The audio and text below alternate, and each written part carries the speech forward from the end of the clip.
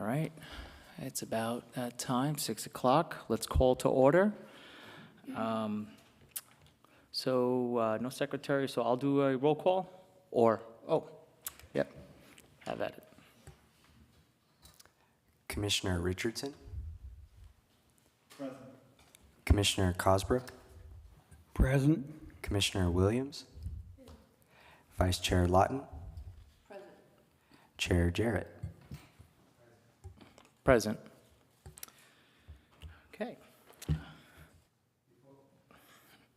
Before we begin, we're going to do a land acknowledgement. And Chair, can I speak on this item when you're ready?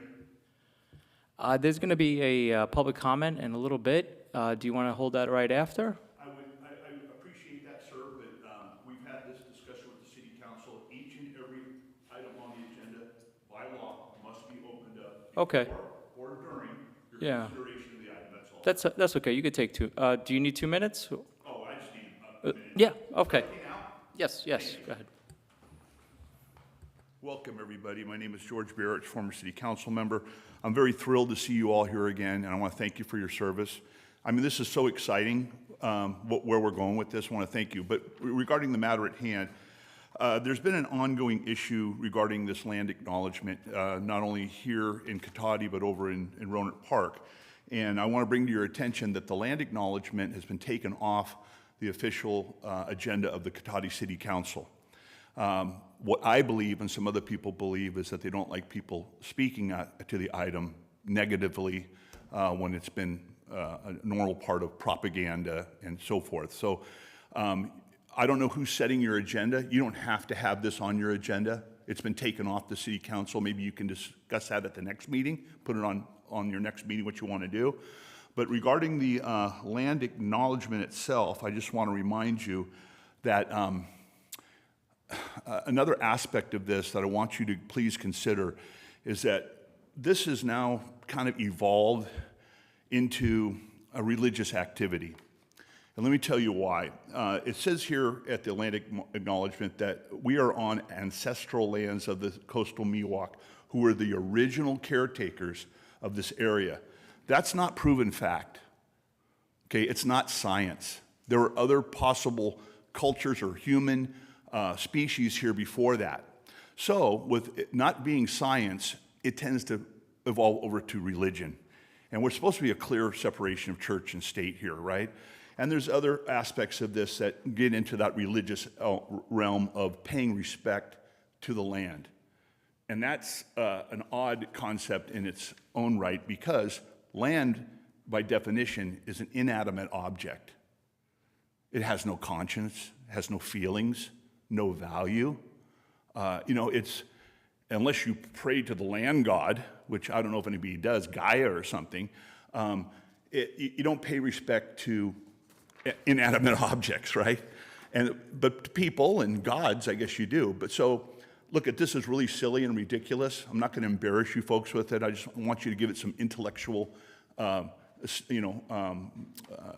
to this, and don't get hooked into this ongoing pressure by the city council or other organizations to get you to go down this track, because it's an insult to our intelligence. I think it's an insult to all of you, just to kind of go along and get along. I want you to give it some serious attention. It's religious in nature now. Other cities are not as ridiculous as this one is. And I just want to bring that to your attention. And thank you, Chair. Yeah. Good luck tonight. Thank you. And Chair, remember to get comment on Zoom as well. Yep. Thank you. Any comment on Zoom? Thank you, Chair Jarrett. Speaking to our Zoom attendees, please use the raise hand icon to make a public comment on this item.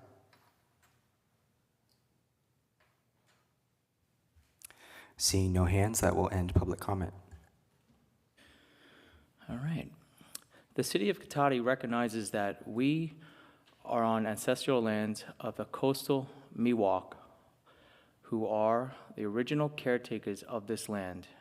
We respectfully acknowledge the indigenous peoples who have been stewarding and maintaining a relationship on this land as knowledge keepers for millennia. This acknowledgement does not take the place of authentic relationships with indigenous communities, but serves as a gesture of respect to the land we are on. And now we're going to move on to the Pledge of Allegiance. If you all may stand, please, if you're able to. Sir, may I speak on this briefly, as I did last meeting? Yes. Sure. I'll be brief. I just want to remind you, I wanted to thank you for allowing me to speak to this matter at the last meeting. I want to give you a little different angle on this.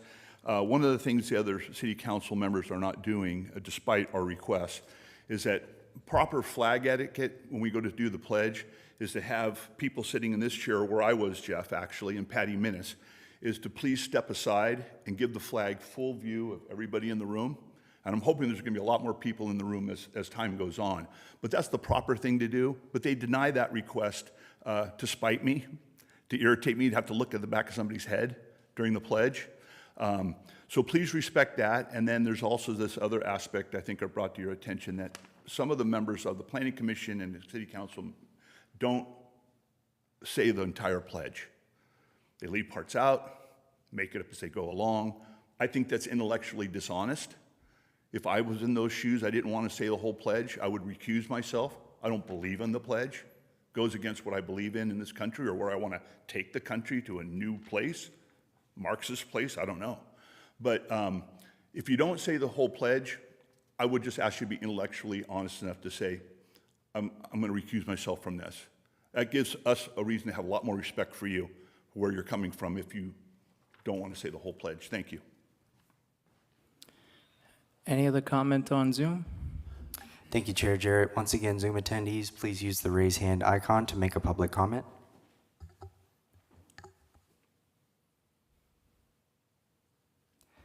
Chair Jarrett, there are no hands. That will end public comment. If you all may stand. Thank you.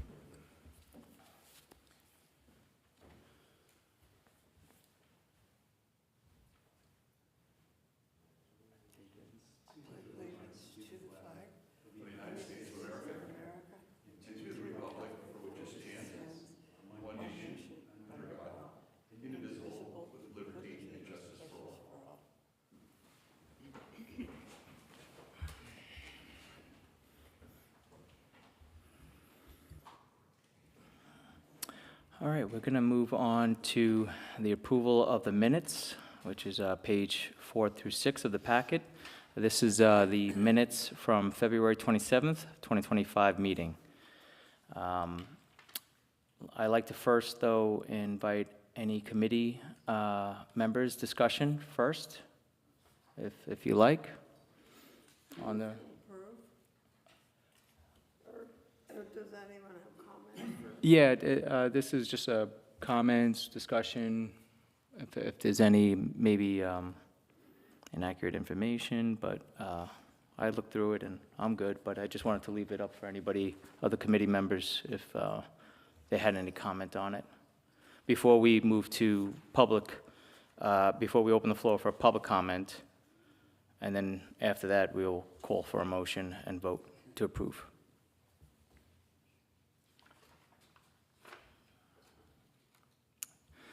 All right, if the, maybe somebody need a minute or something to just brief them over?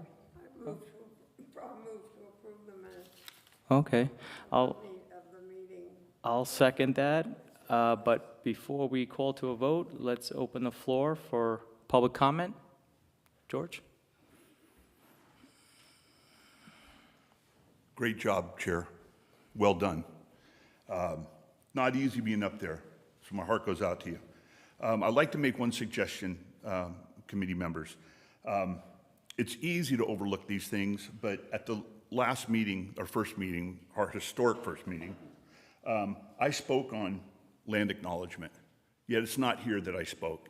And I was very passionate to convey to you the principles of what this is about, okay? So I'd like you to maybe to amend your motion to include that I commented on that item.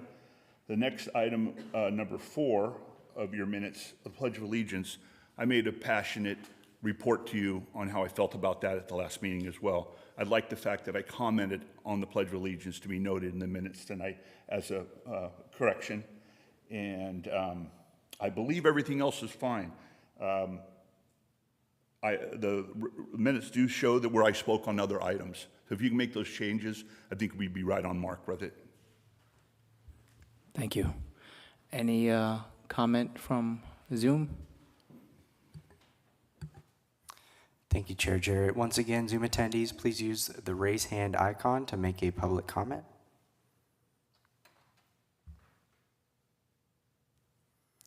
Seeing no hands, that will end public comment, and the clerk would like to just remind the committee members to please turn their microphones on. Thank you.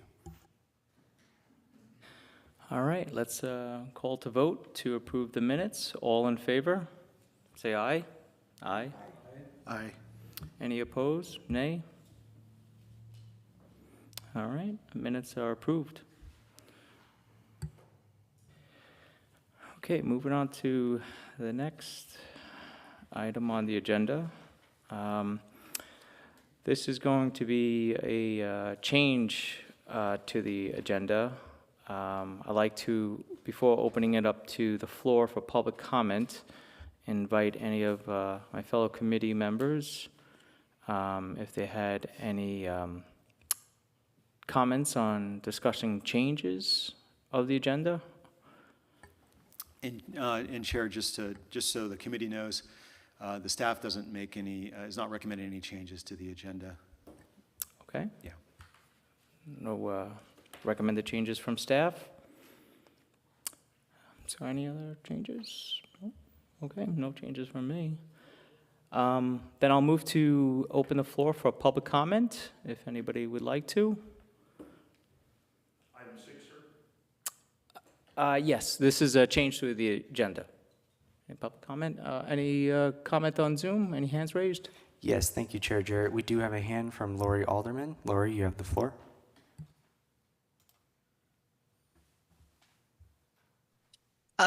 Sorry, I was waiting for number 7, public comment. Oh, okay. Thank you.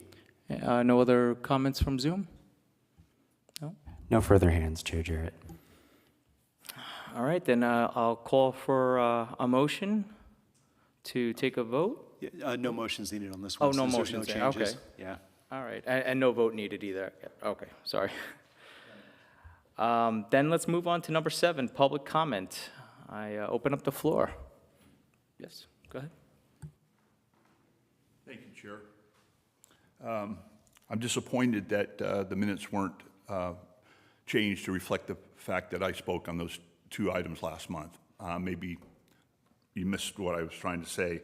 Very easy addition. The other thing I would caution the committee to do is take your time and be sure to open up each item on the agenda for public comment, either before or during. And I think you guys have done a good job of that. The Planning Commission and the City Council don't always do that, especially even in other towns. They kind of railroad things through the process. They don't want to hear from people. It's a good practice right now to be sure you make sure you open up each item at some point, to be in compliance with the Brown Act and the Government Code. Also, Mr. Richardson brought up an interesting point at the last meeting towards the end. I think I left before he commented. I saw it the next day on playback. It's within your right, if you have any questions of the public, to ask the public would they mind coming back to the podium and answering your questions. It's a lost art, but it's invaluable for you to learn some of the history of what's happened here and also maybe a different perspective that maybe some of us were not good in conveying to you the first time. So please feel free to ask anybody in the room to come back up and assist you if you need more information, okay? Also, tomorrow night, I want to thank the police chief. We're hosting a neighborhood watch program, a revival of that program over at the police station, I believe, at the community room. I would love to see you guys there so we can work close together to help the police department. I think that's at 5 o'clock. Yeah, so thank you for that. There's another program I brought before the City Council in years past. It hasn't got much traction. I'm hoping that Chief Simmons will give this a second thought. There's an interesting program across the country called Adopt a Cop program. And I have it on my phone, but you guys can look it up. There's a lot of cities in the country doing this, and these are people that work to provide a support system to our police officers. They go through a lot of stress. There's marital issues, there's financial issues, there's job pressure. But if they have somebody or a group or a family in the community that they can partner up with to help them through those tough times, it's a great program. I'd like to ask you guys to maybe research that for the next meeting and see if we can bring that back. It shows a lot of love and support for our police department. Adopt a Cop program. Also, I'm hoping we get a report from the committee members tonight if you went on any police ride-alongs over the last couple months, because I know you had some strong feelings to do that, and I'd love to see you do that, and I want to hear if you guys had the chance to do that. Also, in a case going on in Cotati of corruption and selective enforcement, we have, in the Code Enforcement Department, we have a whistleblower who's come forward within the department. And there's going to be other whistleblowers, we understand, that are coming forward too. Now, you have, within your purview, is to help whistleblowers do their job in exposing corruption, waste, fraud, and abuse in government. So do what you can to support whistleblowers. Keep your ears to the track of what's going on here, because it can tear this town wide open if it goes out of control. There was an illegal search on my property through the sewer line without a search warrant, without warning, to see if I had an illegal tap into my sewer system for my RV in the backyard. These are serious issues that are going to cause, $1 million federal lawsuits if this type of thing continues. And it's within your purview to keep an eye on these types of things. To review these cases, you can ask for this information. You can come to me and ask for my files for what we have. Last but not least, please don't be, there's a strong urge to be a rubber stamp of the city council. Resist that urge. We need you to be independent thinkers of moral character, to think critically and be a voice of reason when you don't hear reason on the City Council and Planning Commission. And please contact me for anything. If you need anything, you want to sit down, I'll buy the coffee if you want more information. Thank you. Thank you. Any comment on Zoom? Yes, we'll go back to Ms. Alderman, who has her hand up. Lori, you have the floor.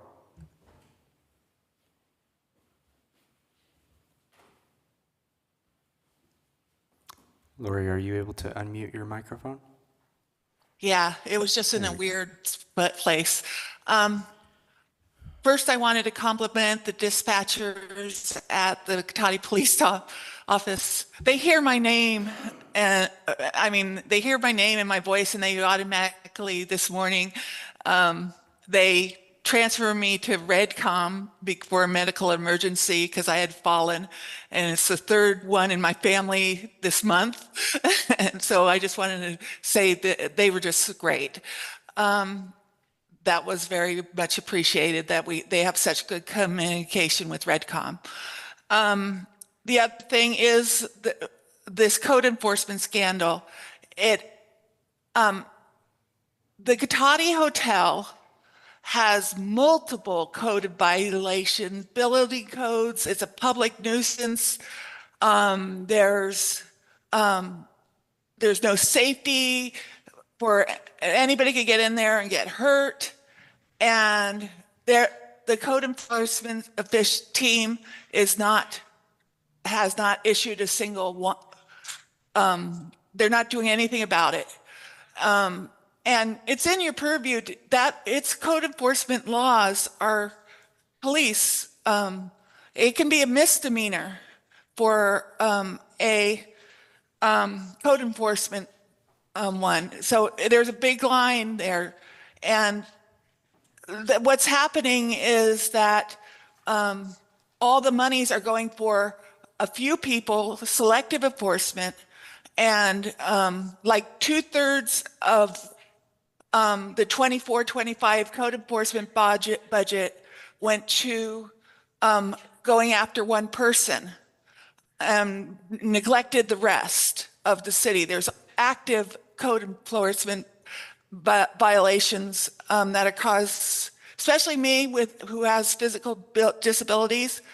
There's dangers all over town that because the code enforcement team has not been doing its job and correcting these things because they've been too busy prosecuting. So I urge you to get involved also in what this scandal is coming up in front of the city. The council knows about it. It's been going on the hearings have been going on for 2 years now over one person. And this is not right. And we all should be treated equally and have codes applied equally and not on whether we're liked by the city or not. Thank you. Thank you. Any other comment from Zoom? There are no further hands on Zoom. Thank you, Chair Jarrett. All right, thank you. So now we're going to move on to,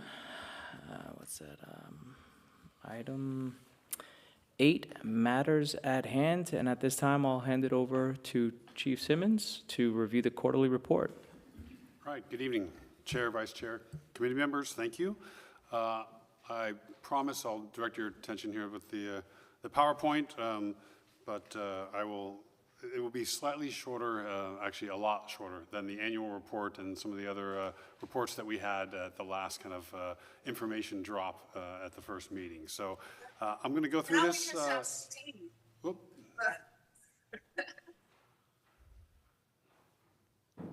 Okay. If you could just mute your microphone on Zoom, please. Thank you. Great. Okay, so what this is going to be is this is the first of our quarterly reports. So as we meet and go on, I'm going to be giving essentially quarterly reports throughout the year, and then that all obviously culminates in an annual report. That's the same report that I end up giving to council. So information provided to the committee in this report is for our first Q1 quarterly report of 2025, which includes data collected and analyzed during the months of January, February, and March. The report also contains some information with regards to police training, community engagement, and the outreach efforts that we do at the department, to include the other data elements as it's outlined in the ordinance regarding calls for service, arrests, crime stats, crime trends, citizen complaints, and uses of force. Next slide. Okay, so looking at calls for service and officer-initiated activity for Q1 in 2025, we had 3,248 events. And roughly, it's split about 50-50. This is not, this is pretty typical between, those are calls for service are those, someone calls dispatch and our officers go out to it, versus officer-initiated means, like, for example, a traffic stop is an officer-initiated activity that didn't require dispatch. So it's split basically between those to culminate into about 3,248 events. What I did for last year was I took a fourth of the total events from last year to just give a comparison so you kind of get a feel for, is that a lot, is that not a lot, for purposes of the first quarter in 2025. So in 2024, taking 1/4 of the events that they had in 2024 was 3,152 events. So we're in the same ballpark in terms of events from last year when you look at the Q1. Next slide. Looking at arrests, so we had 122 arrests in the first quarter, and looking at last year at using the same math, we had about 139 arrests. So again, in the same ballpark, a little bit less this first 3 months of 2025 so far. And I'll remind you, this comes up in the annual report as well. So when you look at arrested and booked, right, that's the biggest slice of the pie there. Cited is not like a traffic citation. It means that you were actually arrested and they cited the person in the field. So they wrote them essentially a ticket, but they're going to write a crime report that's going to go to the DA's office, but it's still effectually an arrest. And then 849 detention release means that, again, they were arrested, but then pending further evidence or some sort of further investigation that they were released. And it can also include something that was sent to the district attorney's office, but the district attorney declined to file for any number of reasons. It doesn't necessarily mean the arrest was bad or anything like that. It just means that the DA thought that they couldn't win in a prosecution, in a trial, so they do what's called the NCF, no charges filed on the person. We then go back and actually undo the arrest for purposes of stats. So that's what that slice of the pie, that 18 there, is for that. So it can get a little bit confusing, but at the end of the day, these are all still arrests by definition, so that totals us to the 122. Next slide, please. In regards to arrest, I just put this slide in here to kind of give you an idea of the sorts of crimes that we're arresting folks for. Looking at DUI being obviously the number one, the big one. Narcotics-related arrests, whether that's narcotics and/or paraphernalia violations. We have some shoplifting arrests that we had. And then disorderly conduct is usually a drunk in public, someone that is challenging someone else to a fight. That sort of conduct falls under the disorderly conduct. Next slide. Citizen complaints. I am happy to report, knock on wood, we've had 0 formal citizen complaints. And just so you know, what we take every citizen complaint that someone, whether they walk through the door, they want to verbally make a complaint, they write a complaint, they email us a complaint, they call me personally, whatever it is, we take all complaints and we investigate them thoroughly. So, so far, in the first few months of 2025, we had 0 citizen complaints. Next slide. This is just a category of the allegations. We don't need to get into that right now because we didn't have any complaints. Should we have some complaints, it goes into the types of allegations that how we look at allegations and then how we investigate those allegations, whether that's through doing a formal internal affairs investigation, outsourcing that to somebody else, or whether we do that with a supervisor or a manager looking at generally low-level types of complaints as well. But we didn't have any of those during this time period. Next slide. All right, so looking at use of force, this is just regarding what we call the URSUS, which is basically the Department of Justice criteria for uses of force, and theirs is more severe in terms of what we need to report to them. In other words, if you look at those incidents that involves a shooting of a civilian by a peace officer, or shooting by a peace officer of a peace officer by a civilian, and use of force that results in serious bodily injury and death. So we didn't have any of those uses of force to report to them during this period. Next slide.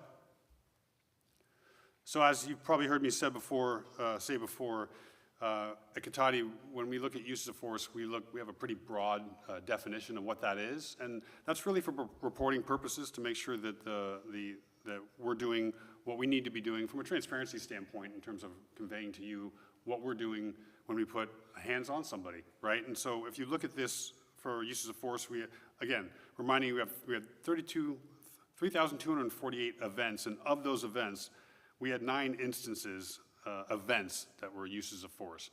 What you'll see, and yeah, you can't see it, apologize, it's a little small up there.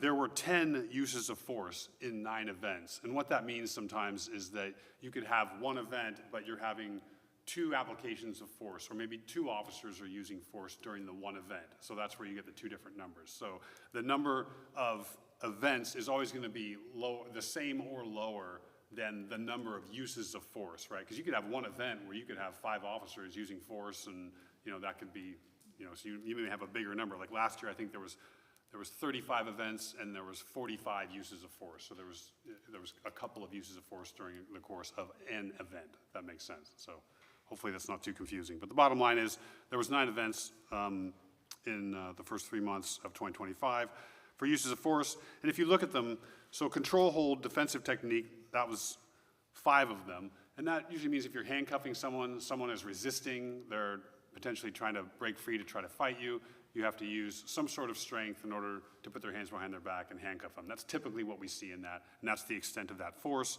The rest of them are actually displays of use of force. 4 firearms displays and 1 pepper spray displayed. So an example is someone's threatening to fight one of our officer takes his pepper spray out and says, please don't make me use this on you, I don't want to have to use this for, and then it's over. He doesn't actually use the pepper spray, just says that this is something that I intend on using if you start advancing on me, that sort of thing.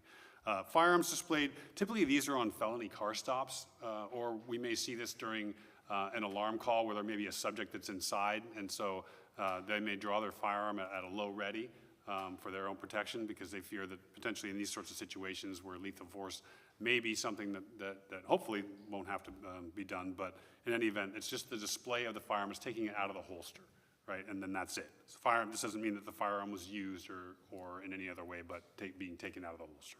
Just some definition on that. And when we're looking at last year comparatively, in the first, taking a fourth of last year's, we had 9 events and 11 tools options were used. So again, we're in the same ballpark with regards to use of force. Next slide. This is just some definitions of the different types of uses of forces that potentially could be used by our police department.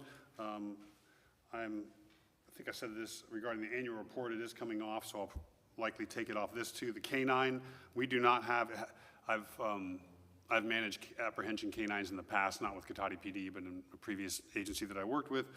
We don't have apprehension canines. Dolly is a sniffer, and that's all she does. She's not trained to apprehend. She's not trained to bite. So she is off the table for a use of force option. So having canine there actually is not a use of force option that we would even consider. Next slide. We had a number of community events over the first few months, primarily related to schools and Thomas Page. So we put those up there just to remind folks in the community that we're all involved actively with our any events that are in the community. The next quarter, we actually had a lot more community events, but seemed to be a lot of focus on the schools the first part of the year. Next slide. This is training. Again, I apologize for the small font. I'll work on the next time having it a little larger for easier viewing. But as you can see, we go to a lot of training and we send our folks to a lot of training. This is just in 3 months of training. And so I always wish that we could send our folks to even more and more training. Obviously, there's a cost aspect to that. There's a staffing aspect to that. What actually costs more money than the training is the backfill and overtime when someone is gone at training. So that creates a challenge for us too as well. So have to keep the overtime at a minimum when we can. But then again, this sort of training far exceeds any of the minimum standard for the state, which is actually quite high. For perishable skills training and all these other use of force trainings and things like that. A lot of these aspects of training include de-escalation tactics, whether that's in communication or aspects of uses of force and figuring out ways to make good decisions and de-escalate and when we're interacting with folks during the course of our business. So expect that training ends up being the lion's share of where we spend a lot of our time and money, either on the training itself as a cost, but like I said, even more so with regards to overtime on the backfill part of it to fill the staffing. That's part of running a 24/7 business. So that's the end of the slides. I do want to add a couple things, just updates with regards to staffing. So on the police officer side, we have 2 vacancies right now for police officers. We do have 1 person that's in the academy, and so they're halfway through the academy right now, and if they graduate the academy and finish training with us, that'll fill 1 of the vacancies. We also have another individual that's in backgrounds, and so if he finishes backgrounds, he's actually what we call lateral, so he already went to the academy, so that's a bonus for us. We don't have to send somebody to the academy and they're not gone for 6 months. So if that person gets hired on and goes through training with us, then we'll fill that position as well. I can tell you we have a couple of other folks that were in the hopper for potential backgrounds because we anticipate a couple of vacancies come July and August with some attrition. So that's on the officer side. On the dispatcher side, I think since we last spoke, we hired a per diem, a part-time dispatcher who actually has prior dispatch training, a lot of it. She's doing great, and she's in training right now. I suspect in the coming weeks she'll be out of training, and we'll probably get her to work a couple days a week, which is huge for us right now because we're down a couple of dispatcher spots, which is huge for us because we only have a few dispatchers right now. So working through that, and we have a number of dispatchers that 3 are actually in backgrounds right now. I hope to, by my Q2 report to you, report better staffing in terms of folks being in those positions. So, and lastly, we had a city council last night, And one of the things that we talked about was ALPR, the automated license plate readers, and about Flock. And so we heard about Flock. A number of you had questions about why we don't have Flock here. Well, the good news is the council approved for data sharing for us. So we're going to be looking at fixed cameras, ALPR cameras, and figuring out ways that we can best track, basically, there's cameras, fixed cameras surrounding Cotati, and there's also cameras that are at Lowe's, specifically in Cotati, and we haven't had access to that because we haven't been able to do data sharing. And as soon as we get data sharing, we will have access to those cameras, which will be a great thing because businesses like Lowe's want us to have access to that. So when we have like stolen vehicles or a missing person vehicle or a wanted felony vehicle, we should be aware of those things rather than just in the dark when these vehicles are traveling through our town, right? So the good news is we're going to look at procuring hopefully a couple of cameras, and with that comes basically a subscription to the cameras that are all around here too as well. So that will help us from a public safety standpoint. So happy to report on that. And that is all I have for purposes of my presentation, and I'm open to any questions or discussion. Throw it back to you, Chair. Thank you, Chief Simmons. Yeah, I'd like to open it up to our community members for discussion questions to the chief. Yeah, I'm glad you mentioned that item about the most recent, the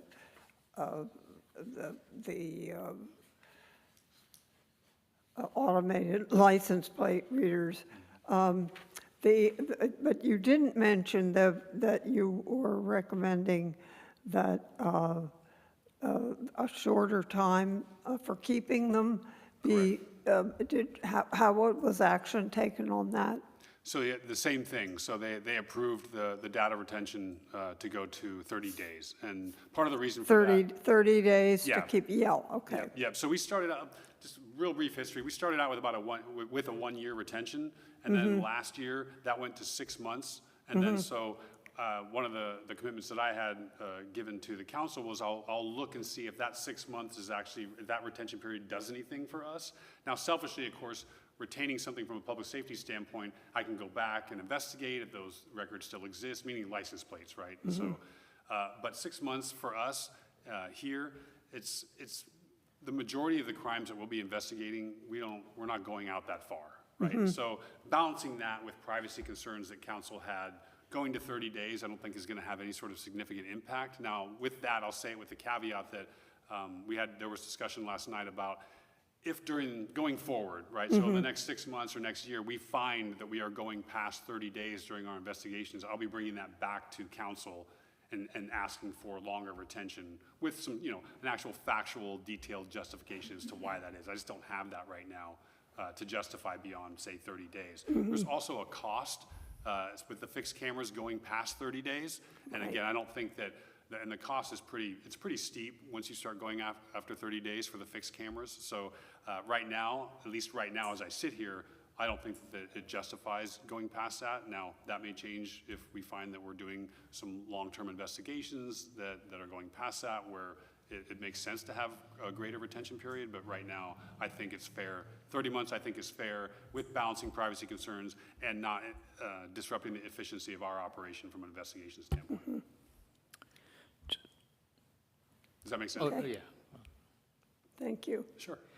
I had a question. So just to confirm, the council just approved 30 days or 30 months? I thought I heard you say 30 months. Oh, but- I apologize, 30 days. 30 days, Yeah, okay. 1 month, 30 days. And so then after the 30 days, if something like it's effective, and I guess, are they waiting to see if we maybe catch a criminal or something? And then we see that it's effective? Like, what were they kind of standing on after the 30 days? Yeah, so the 30 days is the retention period for the data. So after 30 days, it gets purged. So that's Oh, what that is. okay, That was okay. just- I because these thought we license just plate were doing readers- it for 30 days, and Yeah, then no, that's it.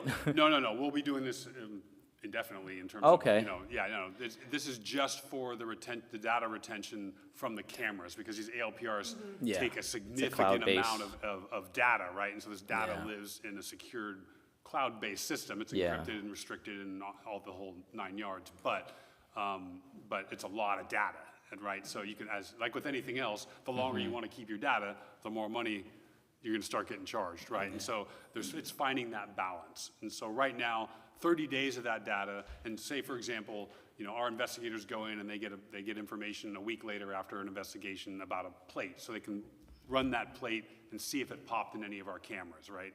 But if they did it after 30 days, that plate would be gone and purged. Yeah, right? So I get it now. But in polling my staff and then, over the last year, there was nothing that we really looked at from an investigative standpoint on any cameras, ALPR or otherwise, that was beyond 30 days anyway. So Okay. because of that, I said, okay, well, we'll have a 30-day retention on this, and if for some reason during the course of our investigations over the next, say, 6 months or a year, we find that, oh darn, we wish we had that plate, it's after 30 days, then I can bring that back to council and say, hey, can we hold these records a little bit longer and we can have that discussion? Does that make sense? Yeah, no, it does. It's an interesting thing, the technology. Just one other question. So this is just a membership for the cameras that are already installed here and at Lowe's.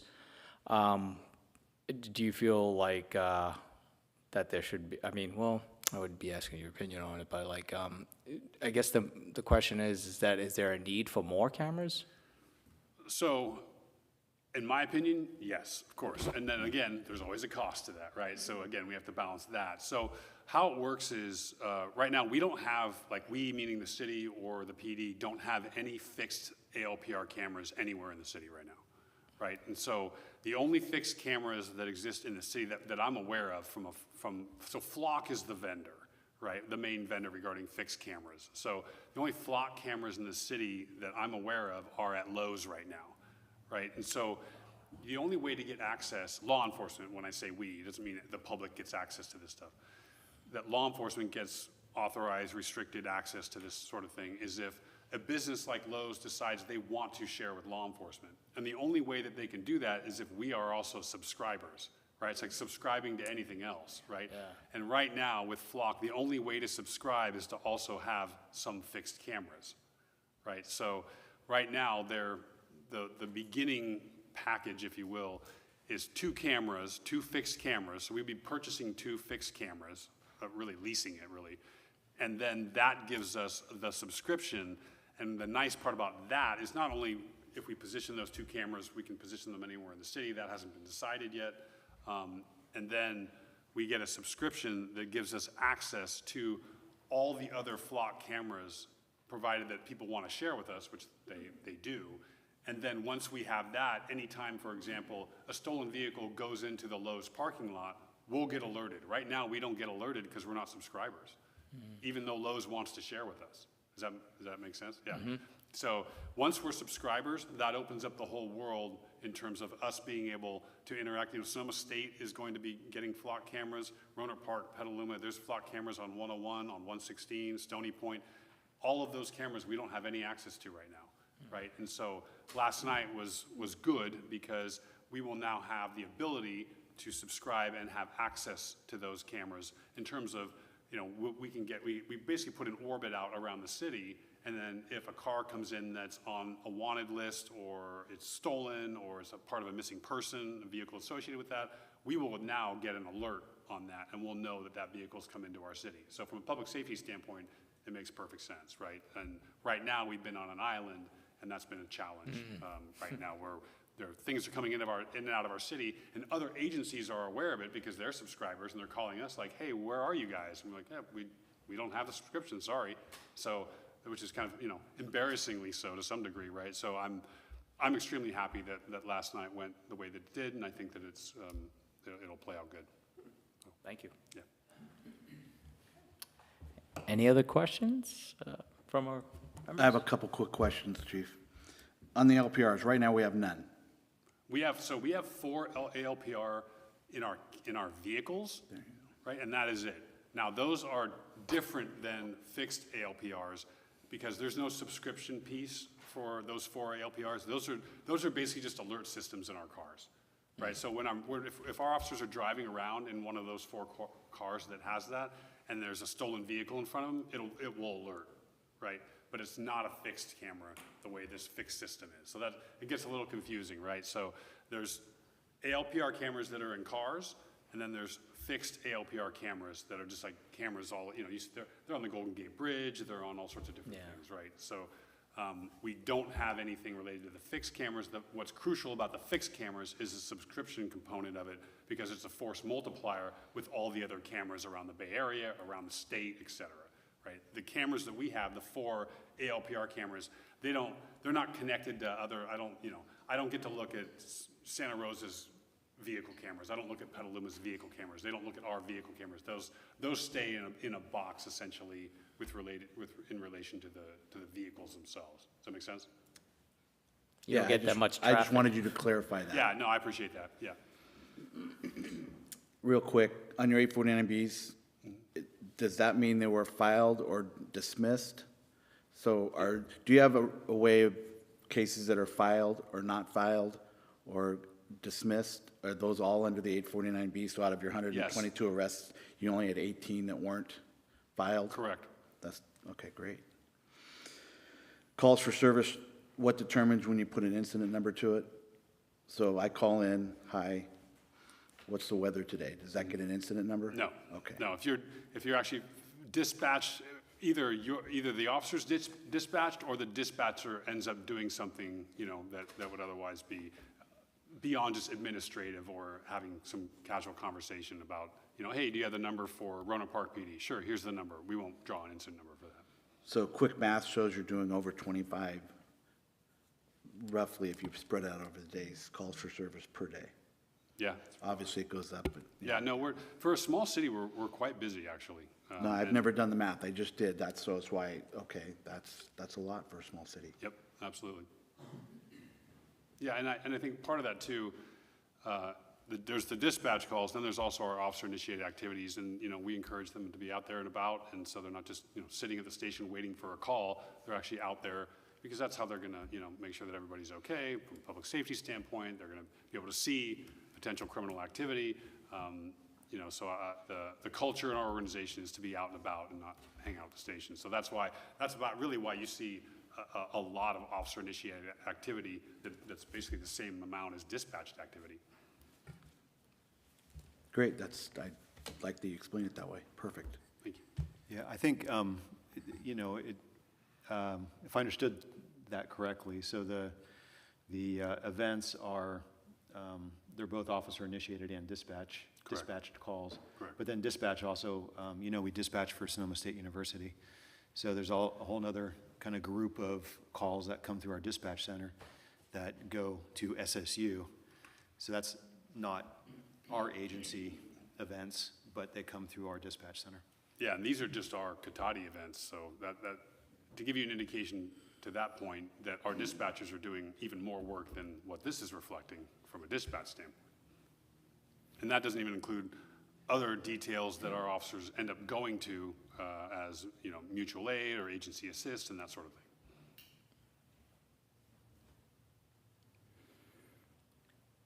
Any more questions? I just had one more question, but I wanted to give it to anybody else who, no?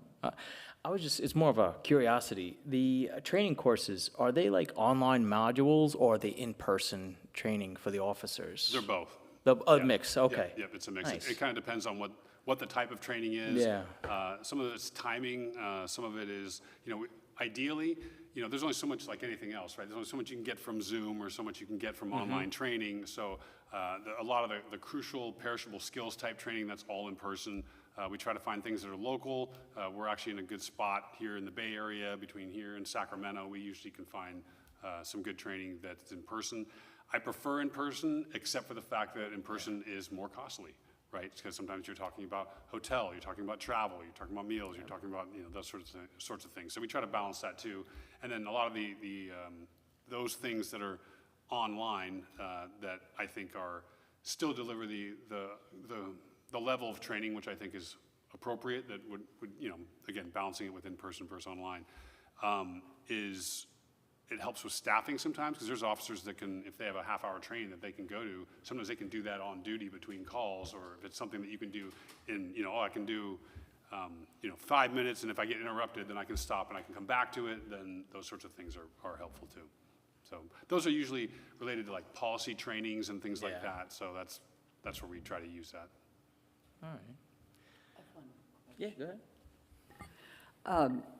I went for a ride, and we discussed, and I don't know if it's possible to put this in your report because of, ongoing cases or privacy issues, but we talked about the fact that probably 99% of those incidences were caused by people outside of the city who came into the city.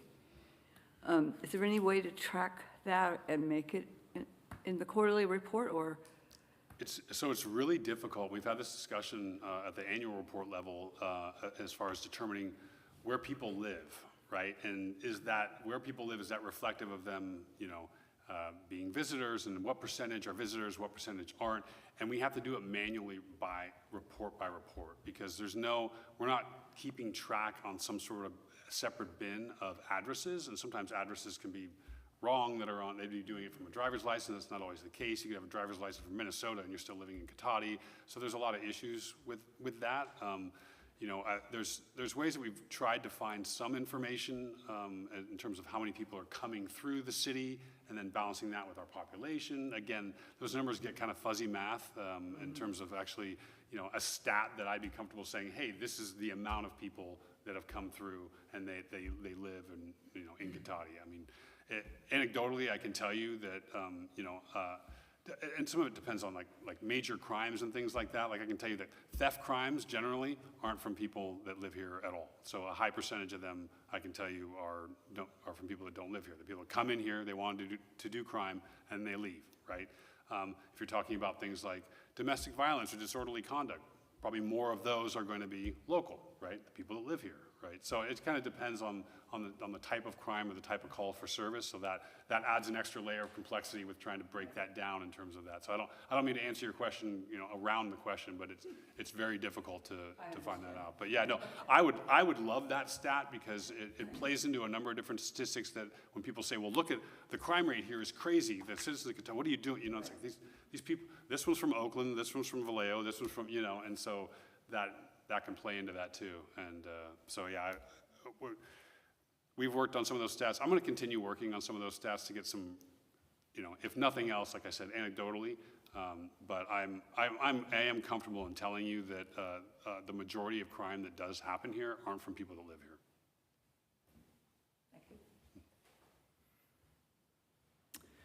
Real quick, Chief, I don't want to put you on the spot, but how long have you been here now? About a year and a half. So when you got here and got hired to now, in your own words and not your official words, how do you feel you want to change or improve upon what we've done or what Chief Parrish left here? Just something that you're thinking about, like backfilling? How are we going to do that for, like we've talked before about training and what ideas you bring from other agencies? Because with smaller departments, as you know, it's really difficult. Yeah, I think about it every day. That's why I want to give you the chance here to like verbalize it and let people know how difficult that is. Yeah, no, I appreciate that. Yeah, and I think, there's always main points that I'll look at, right? Traffic was a big thing that when I first came here that a lot of people were concerned about. And, and when I worked for the Sheriff's Office, we had a number of contract cities that I managed, and traffic was a big concern there too as well. So it wasn't dissimilar in that regard. And so to me, taking traffic head on and the DUI thing was a huge thing, and that was one of the main motivators for our officers to really, if you remember from the annual report, the arrest stats on the DUIs were really high, and so we really took a frontline approach to proactively trying to keep the community safe from a traffic standpoint, and DUIs was kind of at the forefront of that. So that was an initiative that was really important to me. Another thing that was really important to me was just the interaction that we have and the platform that we have and the brand that we have as an agency, and making sure that we're accessible and transparent. And I know that those words get thrown around a lot, but to me, I wanted them to have some sort of meaning rather than just kind of maybe, say, oh, we're transparent, look at our policies online, and that's transparency, right? And I've dealt with a lot of agencies that do that. That's transparency to them. To me, transparency is also being helpful. It's also just being simple in the way that we're explaining things and being available and personable. Like, to me, those things play a big role in internally developing an organizational culture and externally in the way that we talk to people in the community. So That may sound like a little bit of a company line, but it truly does mean something to me in that regard. The other thing that I think was well, really, you all here, when I first got here, was a priority for the council was to have a community police advisory committee put together.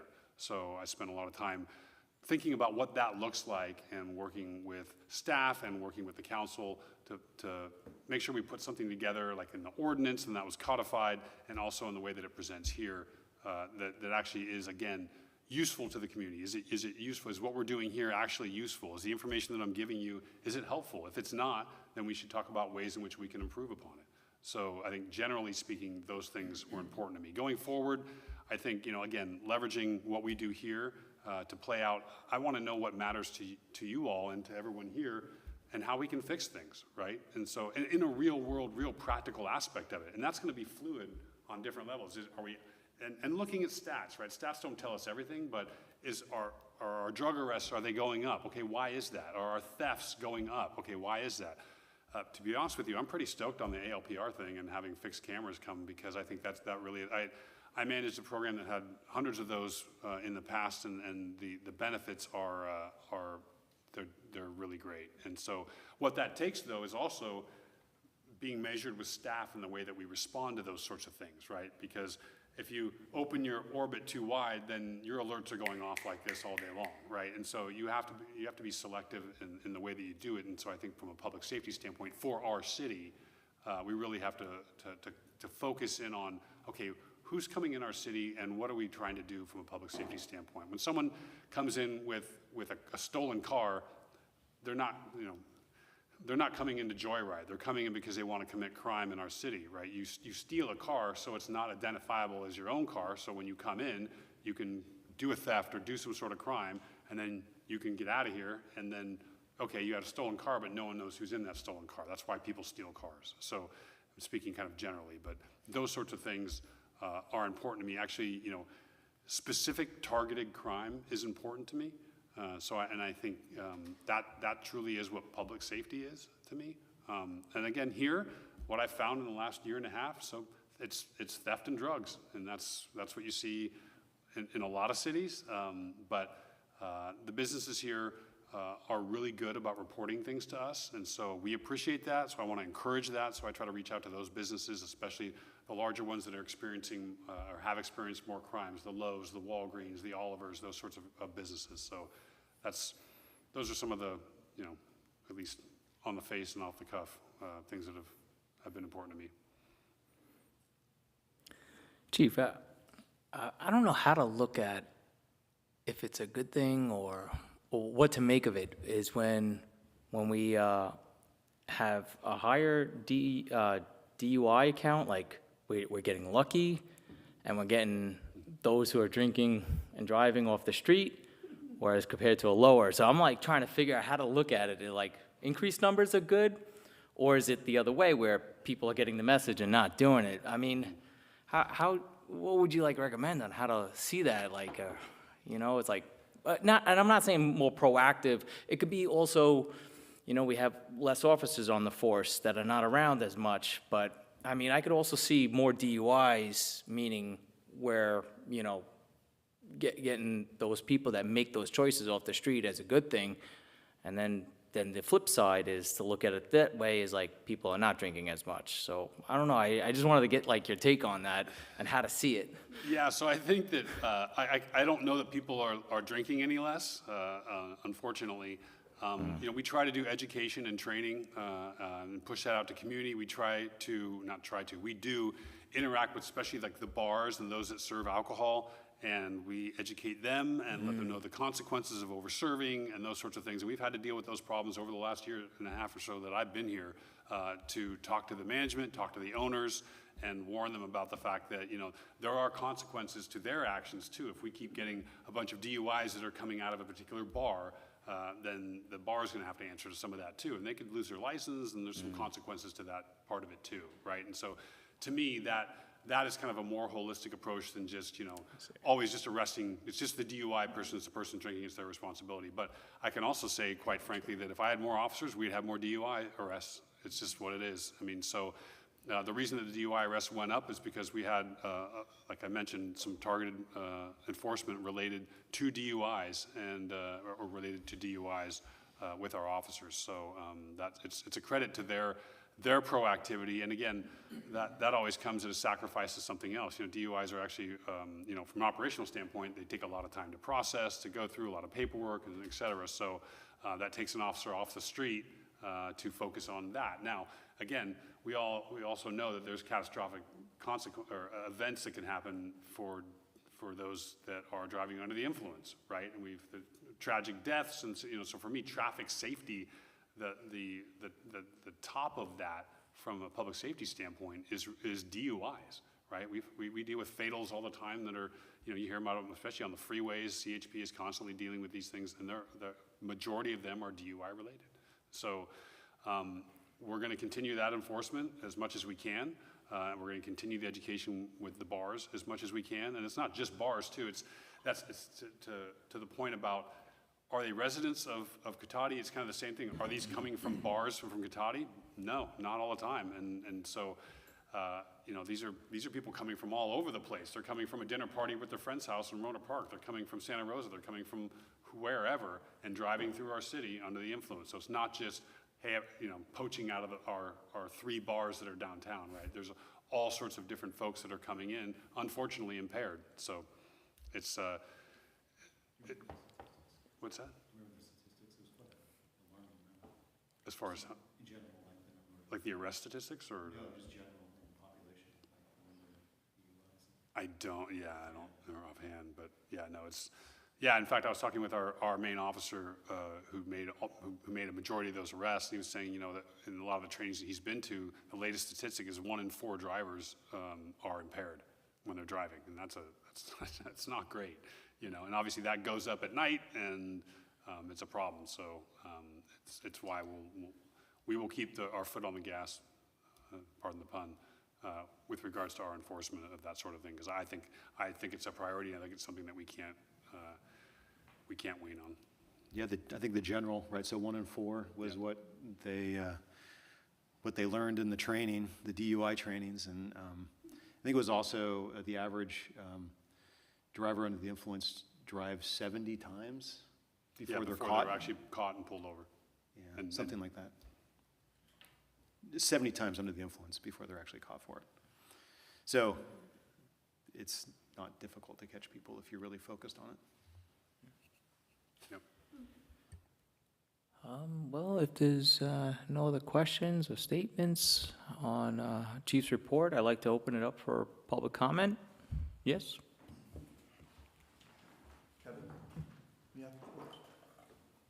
Thank you.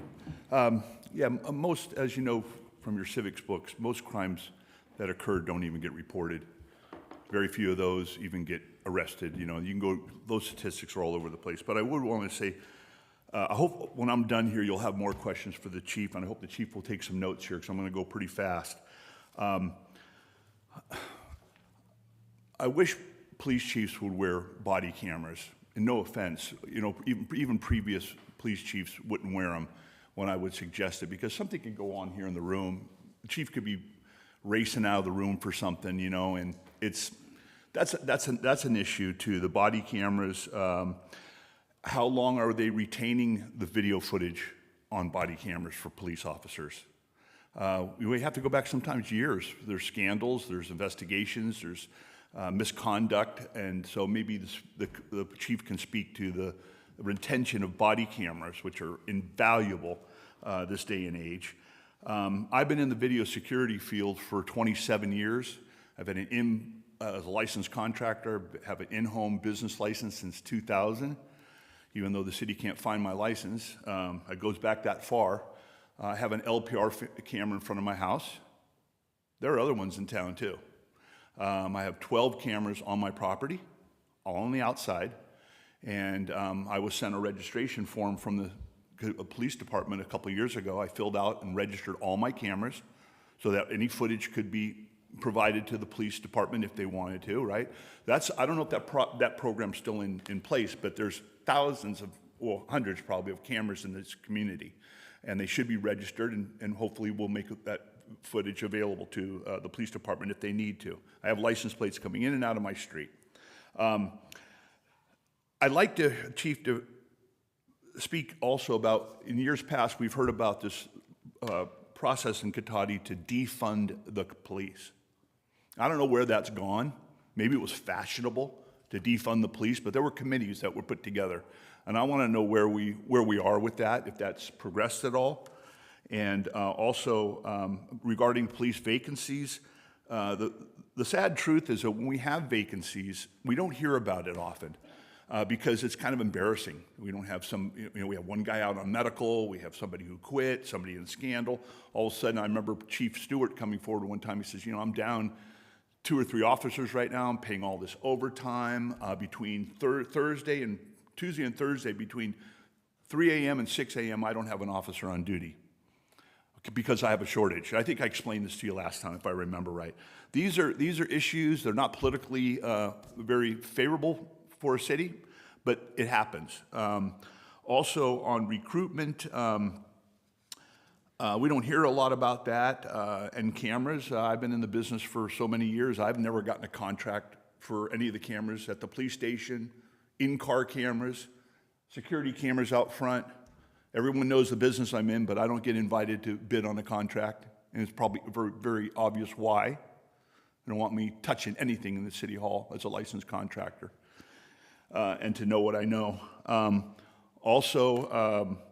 As far as complaint forms go, I wanted to bring a complaint form. There's a blue police complaint form that was in the police station years ago. I haven't seen one in years. I don't know if those complaint forms are online, but they should be readily available to pick one up. It's not easy to complain against the police department. Right? Use your imagination. Not good. Not good for your own safety sometimes. No offense, but that's just reality in America. You start complaining against police officers, you open up a whole can of worms. So when I see 0 complaints, I'm wise enough to know at 67 years old, there's something wrong with a 0 complaint in a town. Okay, I want you guys to think about that. That's impossible figure. Impossible. Okay. It's a real world out there. Yes, go ahead, ma'am. I said I'm surprised that you haven't complained. I have. I've had lawsuits. I've had lawsuits against the police chief. I would expect at least 1 or 2 or 3 or more complaints from Well, yeah, we have complaints against the code enforcement team right now. As I said, one of the whistleblowers has come forward, okay, and has had a signed declaration to a federal judge. There's a lot of that going on, but we can't, Carol, we can't complain against everything. There's a lot of good officers. But the fact is, if you go to the Press Democrat and Google my name and Chief Parrish, you're going to see a very big complaint and a big settlement. Thank you. Any public comment on Zoom? Yes, thank you, Chair Jarrett. There is a hand from Jim Duffy, and once again reminding all of the Zoom viewers, if you would like to make a public comment, please use the raise hand icon. The first hand is from Jim Duffy, and Jim, you have the floor.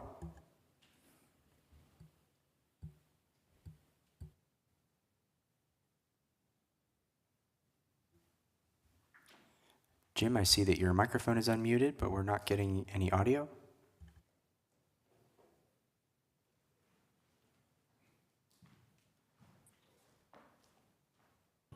Can you hear me now? Yes, we can. Okay, sorry about that. I want to thank the chief for a fantastic report and for all the transparency. I've got 3 quick comments. One is ties into what the previous speaker was just talking about when he was asking about retention for one of the types of cameras.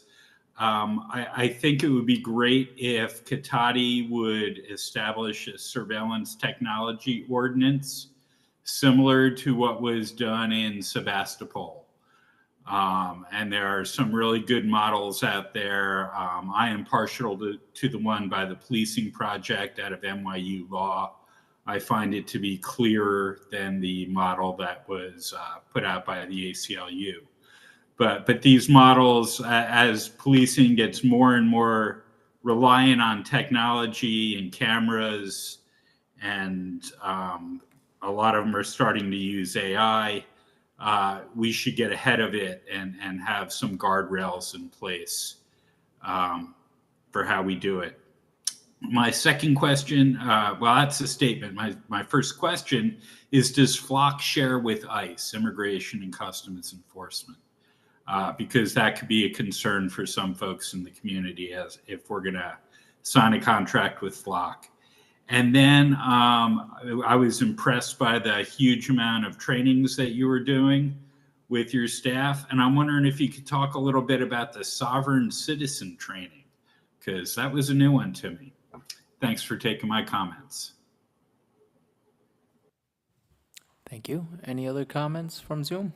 Seeing no further hands on Zoom, Chair Jarrett, that will end public comment.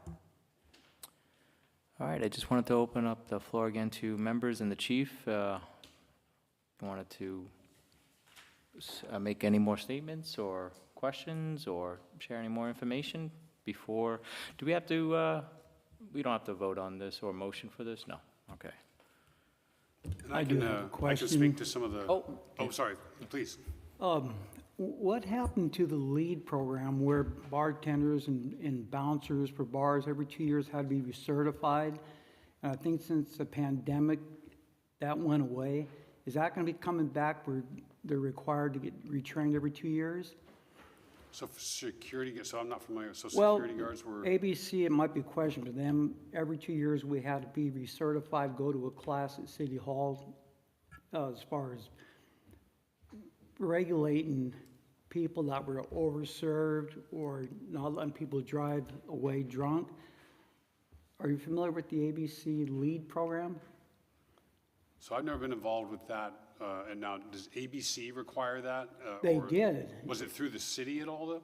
It was through the ABC. Okay, all right, so Yeah. that would be something in regards to their licensing. If you had, say, for example, bouncers or security or whatever regulations that the ABC would have for purposes of for licensing of, say, a bar, then that would be something that they would regulate, they would put on, they wouldn't even involve the city. We wouldn't even regulate that, we meaning the police or the city. Okay, yeah, I wasn't sure. That might have been just ABC only. Yeah, that would fall on ABC. But it yeah. did go away, and it was every 2 year thing, so it was in the Katati room, or maybe in the department on the side room, but I haven't heard of it or seen it in 3 or 4 years, or maybe 5 years. Yeah, maybe ABC went away with doing that, or has some Okay. other regulation that they do now, or I'm not familiar with it. Okay, yeah, it kind of, you have bar owners that don't want the police called. You have bartenders that want big tips that are gonna be serving, over-serving, and they're trained how to avoid that. Yeah, Through we- that program. And we run into that, here and there, and so on our own end, we try to educate those the staff that work in the bars and elsewhere, where there's sometimes underreporting and those sorts of things that can be challenges for us. Yeah, and they had a thing called last place of service, where if there was a major accident, people are injured, they could tell where the last bar they've been at and they're overserved. But anyway, I didn't know if that was through the city, or ABC, but it was a good program. And you had to have a certificate, which was renewable every 2 years. And it was really good information. But when you're bar security, it's a tough position because a lot of bar owners are anti-police, and it puts you in you don't want to see someone crawling to a 6,000-pound truck that could barely walk. So you're obligated, you have to call. In that, anyway, I just wanted to see if that was still in effect, that program or not, but that part, I guess, is an ABC thing. Yeah, and what I can tell you is on our end, at least, is during the course of any DUI investigation, we always try to find out that sort of information, those sets of facts anyway, and that will help us go back to, if nothing else, to the bar or where that potentially may have happened, and then educating them and letting them know, again, about, potential consequences and that sort of thing. So as part of our investigation, we try to find out, obviously, how many drinks they had, where they got it from, and that sort of thing. So it's unfortunate because that's after the fact, right? So we're going backwards on that. So anytime there's an ability for someone to proactively let us know or call dispatch and say, hey, or try to intervene when possible and, say, hey, give me your keys, that sort of thing, to stop that from happening. But if nothing else, calling us and letting us know, so we can hopefully prevent something from happening that can be devastating. Yeah, I've actually seen the ABC arrest bartenders for over-serving, and so it's a serious thing, as you know. And Yeah, they'll do operations and stings at establishments, as you well know. Yeah. And, They do a good job. They'll take enforcement independent of us if they want to. yeah, thank you. Yeah. All right. One, the point that Laurie Alderman brought up about the building code violations of the hotel, those aren't really police issues. That's something that planning and building inspection have to handle. So I just wanted to make it clear that that's not your job to deal with that. That's correct. So those are primarily code enforcement issues that are Yeah. being addressed. Yes. And one other item, I've gone on the ride along with the police, and I would recommend everybody doing it. If you haven't yet, it's really worthwhile to kind of get that sense of what's going on and what the cop in the car is doing, and also to get a sense of how much of the city most of us don't ever see. Because, I never go on the area west of the freeway, and there's a whole kind of business development area in there, which is quite large and probably brings a good bit of tax revenue to the city, and is an important area, plus some residential areas. So it was very enlightening, and I would like to do it again. It was on a Saturday afternoon, like from noon to 1, so it was a pretty peaceful time. But maybe later in the day, maybe some DUIs would turn up and some other activities. So I'm definitely going to do it a second time. Great. Yeah, you're all welcome, and it's every experience, every time, it seems to be an eye-opening experience in a lot of different ways, and if nothing else, get a chance to hear from the officers' perspective, some of the challenges and the things that they go through. But yeah, if you want more activities, show up on Friday night around 9 o'clock, or Thursday, Friday night around 9 o'clock, and you might get a couple more calls. Friday night, yeah. That's the time. When the college is in session. Yeah, the Thursday night crawl ends up being actually even more Yeah. so than Fridays. I'd like to compliment the chief and his officers. I've been doing bar security for 40-plus years. Thursday nights, I invite anybody to come down between 9 and 3 in the morning and see the incredible, extreme verbal abuse your officers take to their face continually, challenge the fight. The verbal abuse is incredible. The composure, it's incredible, these officers, what they have to endure and how they just maintain professionalism when the average person, there's a tipping point. And on my Saturday night ride-along, Officer Cunningham was called to assist medical up at Lawn Hill Apartments. It was, I believe, a juvenile that was out of control. He was trying to deal with that and said he needed no further assistance. Then that person's father came out verbally strong behind him in actually threatening him. He kept his composure, said, I do need backup. Then some neighbor came out up on Officer Cunningham's back and threatened him, and during the whole time, he kept his composure, kept control. It was very impressive that he was able to endure that. And so I just wanted to point out that the ride-along was, we got a DUI. Again, he was very professional, very courteous. It was a very good experience. I'm glad I did it. Great, thank you for that. there's no other further questions or statements, I'll move on. All right, so we're going to move on to reports by staff, page 21, and I guess Mr. Patterson or Damon? Oh, sorry. Yeah. Nope, no reports on it. Oh, there's not, I thought that there was this to read. I guess that's just, That's sorry. information received after That's the inf- agenda was published. okay. Yeah, that's a little later. Yeah. All right, so no reports by staff, then we'll move on to number 10, reports by committee members. None from me. All right. Then we'll move on to 11, public comment on non-action agenda items. Yes. Thank you, sir. And if I don't stay, thank you for all your help tonight. If the chief has time, if he can address a few of my questions, I don't know if he got to them when I went to the men's room, that would be great before I leave. Or you can always contact me privately, but I'd like the commission to hear them.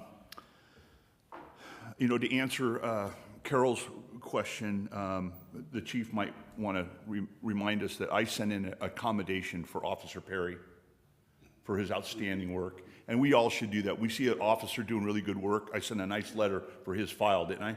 Yes, sir.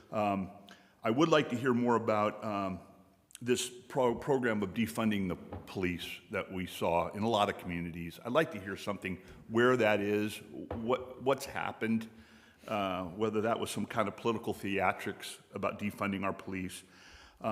There's also instances where we citizens have brought complaints to the police department regarding Brown Act violations of the city council. The Attorney General tells us we're supposed to go to our local police department first, and then it's supposed to there go to a local DA. But they're all in bed with one another. They're not going to prosecute our Democrat city council members for their Brown Act violations, and we're stuck. It's been going on for years. They're getting away with murder with Brown Act violations. So, you know, they'll hear our complaints, but it never makes it up the chain. I'd like to see a complaint form in the police station that people can come in and grab. If it's not online, I'd like to hear about that. I'll bring it next time I'm here, I promise, the one that I kept for a souvenir. If we're still registering our video cameras at home, our security cameras, I'd like to hear the police chief speak about that. My registration of my cameras are on file. If you have any cameras at home, you might want to register them with him too. So if they need that information, they can contact you personally. I believe the police department is the first line of defense for health and safety in our community and fire hazards. So when it comes to that hotel, there's something dangerous down there. You call the police department first. They can refer it to code enforcement. They can refer it to the fire department. But they are definitely agency number one for health and safety that presents a problem for us. Please look into the Adopt a Cop program. I'd love to see this happen. We can give our police officers the most support that we can. And with the time I have left, I want to tell you that I have a neighbor that Officer Gooden responded to, a neighbor who was stealing water out of the front of his property. He had a T connection on his front lawn, and he was watering his lawn with a long hose to the front of the street where the T was. And I saw it for a while, but you know, I'm not the brightest bulb in the room. I saw it for months. I didn't know what was going on until I finally kind of figured it out with my cup of coffee one day, walking my dog, what was going on. I called the police station. Officer Gooden showed up. I watched it from a distance. He approached the neighbor, and my neighbor, you know, waving his arms, trying to make up excuses. Now, the point is, Officer Gooden referred the incident to the code enforcement. Code enforcement wouldn't do anything about it because they said, well, we don't know how much water was stolen. I said, this has been going on for years. You got a blatant tap into our water system, and you're not going to do anything about it? Well, is it a felony or a misdemeanor? This is what happens to a lot of us in the public who try to do the right thing. We just kind of get caught up in all this. And then also the DUIs. Remember, they're city council members who have been prosecuted for DUI. And if you don't know those stories, you can talk to Jeff and I about it too. It's just a bigger problem than just the people on the street, okay? That's all my time, Kevin. Is that it? Okay, thank you folks so much. Thank you. Any comment on Zoom? Once again, checking with our Zoom attendees, please use the raise hand icon if you would like to make a public comment.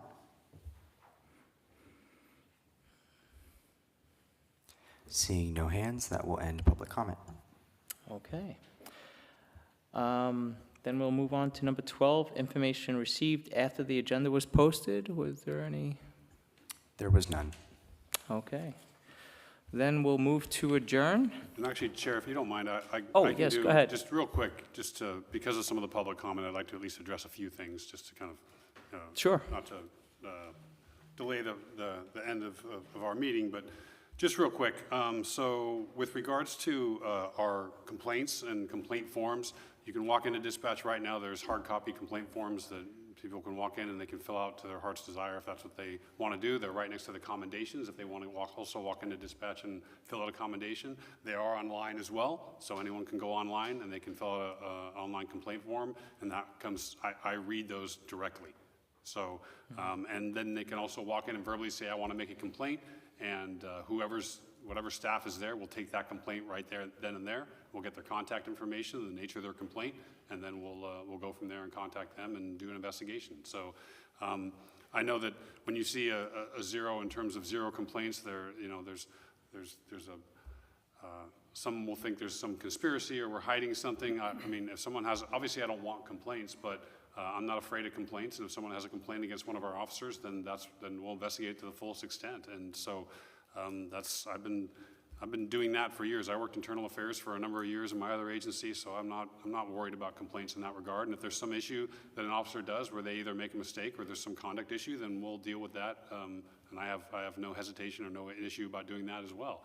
But I also think it's important to protect our officers when there's allegations against our officers that are frivolous or unfounded and that sort of thing too. So there's a balance there, and any good investigation will get the facts of that, and whatever the facts are, that's what they are, right? So I'm not in the business of trying to manipulate any of those facts, let alone try to keep someone from making a complaint. So and a commendation too. So I do encourage that as well.